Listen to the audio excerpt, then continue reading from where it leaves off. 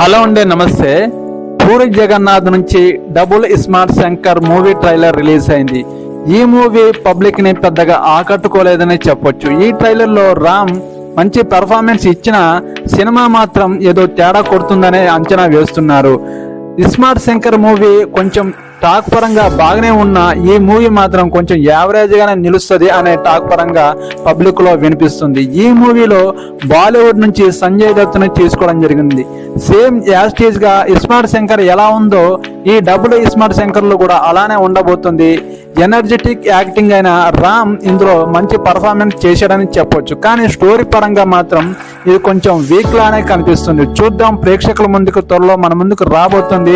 మీరు పూరి జగన్నాథ్ ఫ్యాన్స్ అయితే, రామ్ ఫ్యాన్స్ అయితే నాకు ఒక లైక్ చేసి, నాకు కామెంట్ చేసి సబ్స్క్రైబ్ చేసుకుంటారని, సపోర్ట్ చేస్తానని కోరుకుంటున్నాను. మరో నెక్స్ట్ వీడియోతో మేము ముందుకు వస్తాను. ఓకే అండి, బాయ్.